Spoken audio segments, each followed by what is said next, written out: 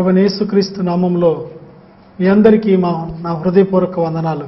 ప్రియ దేవుని బిడ్డలారా, ఈ ఆదరణ అనే ప్రోగ్రాం ద్వారా పరిశుద్ధాత్మను గురించి కొన్ని మాటలు మీతో పంచుకున్నటకు దేవుడు దయచేసిన ఈ యొక్క సమయాన్ని బట్టి మరి దేవదేవునికి ఎన్నో వందనాలు. మీ అందరికీ మా హృదయపూర్వక వందనాలు. ప్రియ బిడ్డలారా, పరిశుద్ధాత్మ దేవుని గురించి మనం కొన్ని సత్యాలు తప్పకుండా తెలుసుకోవాలి. మన ప్రభువైన యేసుక్రీస్తు ఆయన ఈ లోకంలో 33.5 సంవత్సరాలు జీవించి ఆయన మన పాపముల కోసము, మన దోషములు అతిక్రమముల కోసం ఆయన సిలువ వేయబడి చంపబడి తన రక్తాన్ని వెలగా చెల్లించి మరి తిరిగి లేచి మరణాన్ని గెలిచిన తర్వాత ఆయన మనకు వాగ్దానం చేసింది ఏమిటో తెలుసా?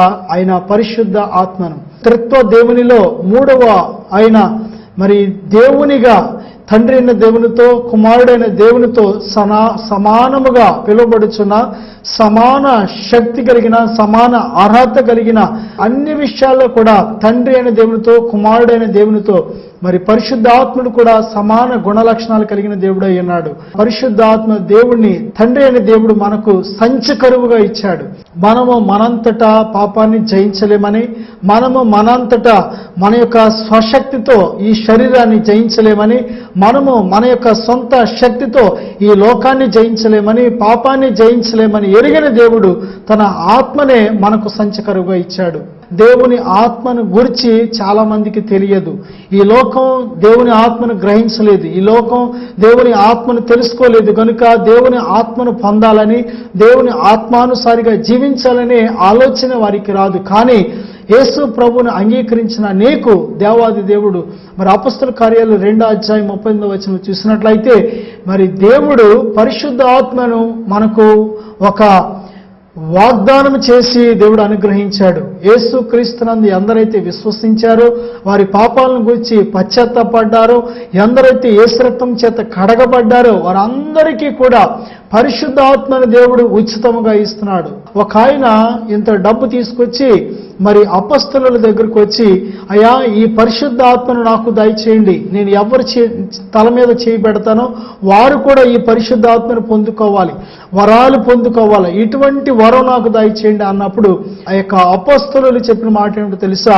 నీవు నీ యొక్క ధనము నశించిపోవును గాక, దేవుని యొక్క ఉచితమైన వరాన్ని నువ్వు డబ్బుతో సంపాదించుకోవాలని ప్రయత్నించావు కాబట్టి ఎంత మాత్రము నువ్వు డబ్బు తీసి పొందుకోలేవు. అంతేకాదు దేవుని యొక్క శాపాన్ని, ఉగ్రతను కూడా నువ్వు అనుభవించవలసి ఉందని మరి శిష్యుల ద్వారా గొప్ప శాపాన్ని పొందుకున్నాడు. పరిశుద్ధాత్మ దేవుడు నీకు అనుగ్రహించిన ఆయన ఒక వరము, నీకు ఉచితముగా అనుగ్రహించిన ఒక సంచకరువు. పరిశుద్ధాత్మను గురించిన సత్యాలు బైబిల్ గ్రంథంలో అనేకములు ఉన్నాయి. పరిశుద్ధాత్మ అసలు ఎంత అవసరం అంటే రోమాపత్రిక 8:9 చూసినట్లయితే ఒక్క మాటలో ప్రభు చెప్తున్నారు, ఎవడైనాను క్రీస్తు ఆత్మ లేనివాడైతే వాడు అయిన వాడు కాదు. నువ్వు ఎవరి వ్యక్తివి?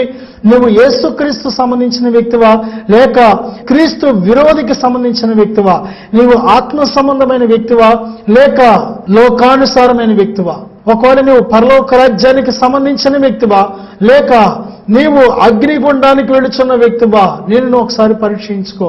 పరిశుద్ధాత్మ చేత ఎందరు నడిపించబడుదురో వారందరూ కూడా దేవుని పిల్లలని దేవుడు చెబుతున్నాడు. పరిశుద్ధాత్మ చేత ఎందరు నడిపించబడుతున్నారో వారందరూ కూడా దేవుని బిడ్డలని చెప్పిన దేవుడు ఇంకొక మాట చెప్పాడు, ఎందరైతే దేవుని ఆత్మను కలిగి లేరో వారు దేవుని వారు కారు అని, క్రీస్తు వారు కారు అని, పరలోక రాజ్యానికి వారసులు కారు అని దేవుడు చెబుతున్నాడు. దేవుని ఆత్మను కలిగిన నీవు దేవునికి విరోధంగా దుఃఖపెట్టే విధంగా జీవిస్తున్నావా? బైబిల్ గ్రంథంలో మనం చూసినట్లయితే పాత నిబంధన గ్రంథంలోనే కాదు, క్రొత్త నిబంధన గ్రంథంలో కూడా యేసుక్రీస్తు ప్రభు తన పరిశుద్ధాత్మను అనుగ్రహించిన తర్వాత పొందుకున్న వారు కూడా ఎంతో మంది పరిశుద్ధాత్మకు విరోధముగా పాపము చేసి పరిశుద్ధాత్మ దేవుణ్ణి దుఃఖపెట్టి శాపగ్రస్తులైనట్టు, క్షమించబడని శాపానికి పాపానికి గురైనట్లు మనం చూస్తున్నాం. కొద్దిమంది అయితే రోగులయ్యారు, కొద్దిమంది అయితే చివరికి మరణం కూడా పొందుకున్నారు. ఎందుకో తెలుసా? పరిశుద్ధాత్మకు విరోధముగా మాట్లాడే చేసే ప్రతి పని, ప్రతి విరోధమైన కార్యం కూడా గొప్ప శాపాన్ని, నష్టాన్ని, కష్టాన్ని తెచ్చిపెడుతుంది. దేవుని కృప, దేవుని ఉచితమైన ఉన్నతమైన కృప ఏమిటంటే పరిశుద్ధాత్మ దేవుడు నీ కోసం ఈ లోకానికి వచ్చాడు. ఆయన పై నుండి వచ్చాడు. ఆయన తండ్రి చేత పంపబడ్డాడు. యేసయ్య జ్ఞాపన ద్వారా పంపబడ్డాడు. యోహాను సువార్తలో 14వ ప్రభు చెప్తున్నారు కదా, నేను తండ్రిని వేడుకొందును మీ వద్ద ఎల్లప్పుడూ ఉండుటకై వేరొక ఆదరణకర్తను అంటే పరిశుద్ధాత్మను మీకు అనుగ్రహించును. ఆయన మీలో ఎల్లప్పుడూ నివాసం చేయనని దేవుడు వాగ్దానం చేశాడు. చాలా మందికి అయ్యా నేను దేవుని ఆత్మను పొందుకోవాలనుకుంటున్నాను, దేవుని ఆత్మ చేత నింపబడాలనుకుంటున్నాను, దేవుని ఆత్మ చేతిలో వాడబడాలనుకుంటున్నాను, ఎలాగ నేను దేవుని ఆత్మను పొందుకోగలని ఎంతో మందికి ఆశ ఉన్నది. నీవు ఎటువంటి ప్రయత్నము దేవుని ఆత్మను పొందుకోవడానికి చేసి నువ్వు పొందుకోలేవు. కానీ దేవాది దేవుడే నిన్ను ప్రేమించి తన ఆత్మను ఉచితముగా దేవుడు నీకు ఇస్తున్నాడు. ప్రియబిడ్డలారా, దేవుని ఆత్మను పొందుకోవడానికి నువ్వు ఉపవాసం ఉండవలసిన పని లేదు.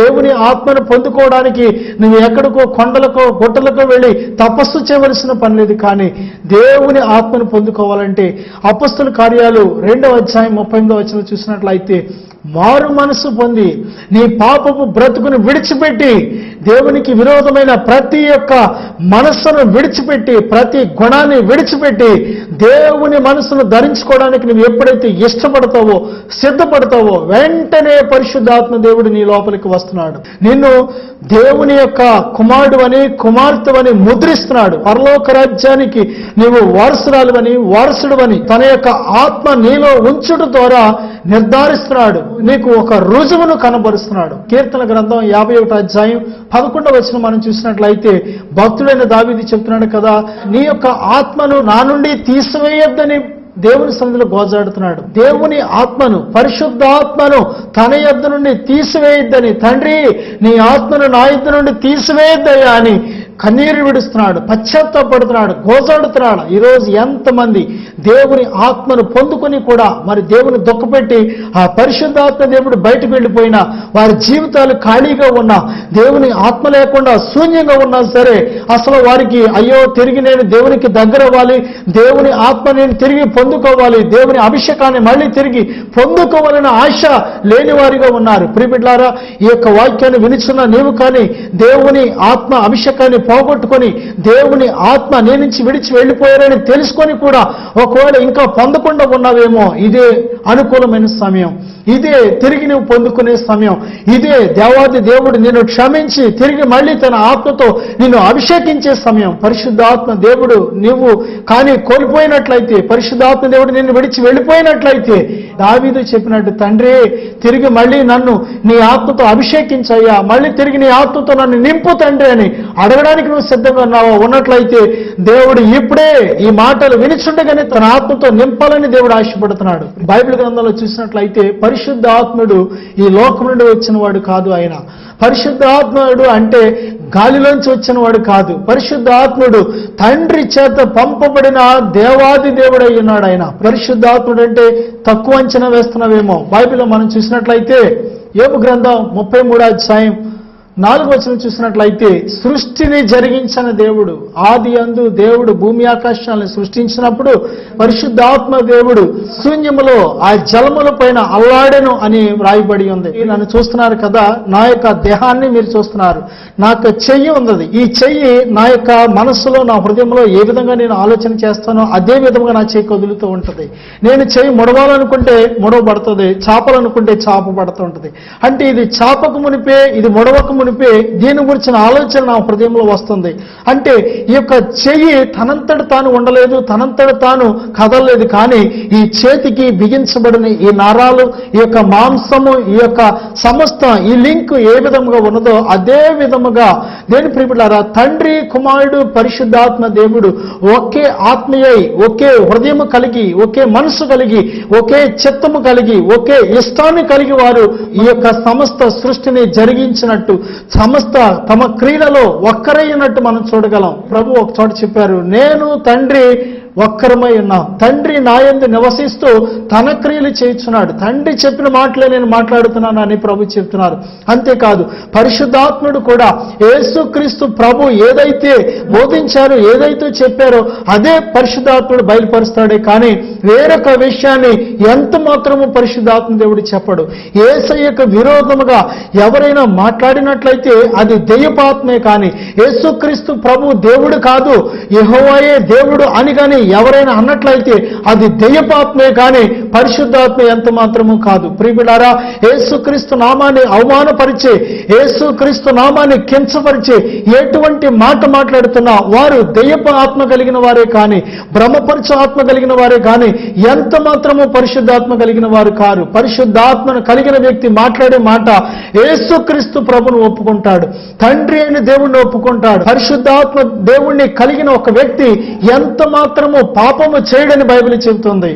యోహాను రాసిన మొదటి పత్రికలో 3వ అధ్యాయం చూసినట్లయితే దేవుని ఆత్మ బీజము నిలుచును గనుక వాడు పాపము చేయడు, చేయజాలడని బైబిల్ చెబుతుంది. ఒక వ్యక్తి దేవుని ఆత్మ చేత నడిపించబడుతున్నాడా లేక దెయ్యపు ఆత్మ చేత నడిపించబడుతున్నాడా అనేది ఒకే ఒక చిన్న పరీక్ష ద్వారా మనం ఈజీగా చెప్పచ్చు. ఎలాగంటే ఒక వ్యక్తి పైకి భక్తుడిగా ఉంటూ అంతరంగంలో పాపాన్ని చేసినట్లయితే, ఒకవేళ చీకటి పడే సమయంలో పాపంలో పడినట్లయితే, ఒకవేళ మనుషుల ముందు బాగా కనిపించి మనుషులు లేనప్పుడు అంతరంగంలో తన రహస్య జీవితంలో ఏదైనా పాపాన్ని జరిగిస్తున్నట్లయితే వాడు దెయ్యము చేత శోధించబడుతున్నట్టు, దెయ్యపు సంఖ్యలతో బంధకాలతో బంధించబడినట్లు మనం అతి సులువుగా చెప్పొచ్చు. పరిశుద్ధాత్మ దేవుడు నీకు ఉచితముగా దేవుడు అనుగ్రహిస్తున్నాడు. పరిశుద్ధాత్మ లేకుండా నువ్వు ఉన్నట్లయితే నువ్వు ఓడిపోతూ ఉంటావు. నీ ఓటమికి కారణం ఏంటో తెలుసా? నువ్వు ఇంకా లోకాన్ని, పాపాన్ని, నీ శరీరాన్ని జయించుకోవడానికి కారణం ఏంటో తెలుసా? నీవు పరిశుద్ధాత్మ సహాయాన్ని కోరుకోకపోవడమే. పరిశుద్ధాత్మ దేవుడు నీకు సహాయం చేయడానికి సిద్ధంగా ఉన్నాడు.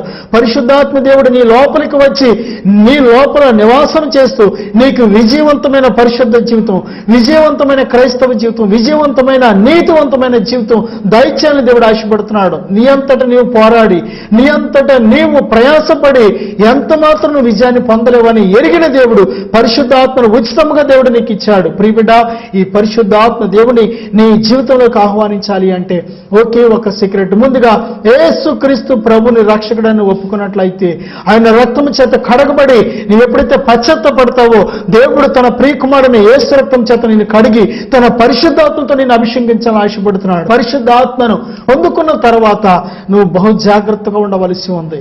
మనుషులు దుఃఖపెట్టడం కంటే మొట్టమొదటిగా నీలో ఉన్న పరిశుద్ధాత్మ దేవుడిని దుఃఖపెట్టకుండా జాగ్రత్త పడవలసి ఉంది. నీవు మనుషులు దుఃఖపెడుతున్నావు అంటే పరిశుద్ధాత్మను కూడా దుఃఖపెడతావు. పరిశుద్ధాత్మను దుఃఖపెడుతున్నావు అంటే మనుషులు దుఃఖపెడతావు. అంతేకాదు, నీ ఇంటి వారిని దుఃఖపెడతావు, నీ స్నేహితులను దుఃఖపెడతావు, నీ సంఘ కాపరిని దుఃఖపెడతావు, నీ తోటి సహవాసులను దుఃఖపెడతావు. పరిశుద్ధాత్మ చేత నింపబడే జీవితం నీకు కావాలి. ప్రభు చెప్తున్నారు కదా, గలతీ పత్రిక 5వ అధ్యాయం 16వ వచనం చూసినట్లయితే, ఈ శరీరము ఆత్మకు, ఆత్మ శరీరానికి విరోధంగా పోరాడుతాయంట. నీవు ఏదైతే చేయాలనుకుంటావో, ఏ సిగరెట్ మానాలనుకుంటావో, ఏ యొక్క త్రాగుడు మానాలనుకుంటావో, ఏ వ్యభిచారం మానాలనుకుంటావో, ఎంత మాత్రము నీవు మానలేకపోవడానికి కారణం ఏమిటో తెలుసా? నీవు నీ శరీరాన్ని జయించలేవని దేవుడు చెబుతున్నాడు. నీవు ఎటువంటి తీర్మానాలు తీసుకున్నా, ఎటువంటి ప్రమాణాలు చేసినా, ఎటువంటి ఒత్తులు వేసినా సరే ఎంత మాత్రము నీ శరీరాన్ని జయించలేవు. ఇటువంటి శరీర పాపపు క్రియలను జయించాలంటే దేవాది దేవుడు, ఈ యొక్క మన బలహీనతను ఎరిగిన దేవుడు, మనం జయించడం కోసమే దేవుడు తన పరిశుద్ధాత్మను దేవుడు మనకిచ్చాడు. ఎందుకో తెలుసా? నీవు జయించాలని. నువ్వు జయించలేకపోతున్నా, నువ్వేదైతే పాపము నేను ఓడిస్తుందో, ఏ పాపం చేతను ఓడించబడుతున్నావో అటువంటి ప్రతి పాపాన్ని జయించడం కోసమే దేవాది దేవుడు నీకు పరిశుద్ధాత్మను సంచకరువుగా ఇచ్చాడు. పరిశుద్ధాత్మ చేత నీవు నడిపించబడినట్లయితే ప్రతి పాపాన్ని నువ్వు జయించగలవు, ప్రతి కోపాన్ని నువ్వు జయించగలవు, ప్రతి ద్వేషాన్ని నువ్వు జయించగలవు, నీ శరీర ప్రతి ఇచ్చలను నువ్వు జయించగలవు. పరిశుద్ధాత్మ లేకుండా ఒకవేళ నువ్వు జీవించాలనుకోవడం నీ భ్రమే. పరిశుద్ధాత్మకు విరోధంగా జీవిస్తూ, పరిశుద్ధాత్మకు విరోధంగా మాట్లాడుతూ బ్రతుకుతున్నాను, నేను దేవుని బిడ్డనే, నేను పరలోక రాజ్యం చేరతాను అనుకోవడం కేవలం అది నీ భ్రమే. చివరికి అది నేను నరకానికి ఈడ్చిపెడుతుందని మర్చిపోవద్దు.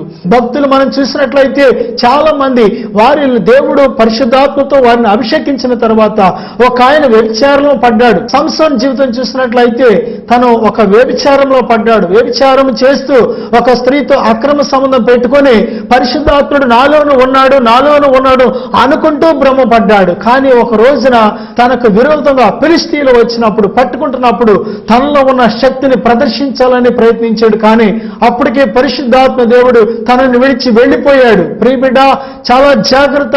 దేవుడు నీకు ఇచ్చిన కట్టడలను మరిచినట్లయితే, దేవుడు చెప్పిన ఆజ్ఞలను దాటినట్లయితే, దేవునికి విరోధంగా నువ్వు ఎటువంటి పాపం చేసినట్లయితే పరిశుద్ధాత్మ దేవుడు నీలో నివాసం చేయలేడు. దేవునికి విరోధంగా మాట్లాడుచు, దేవునికి విరోధమైన క్రియలు చేయొచ్చు, ఎటువంటి అపవిత్రమైన క్రియలను చిక్కుకొని అదే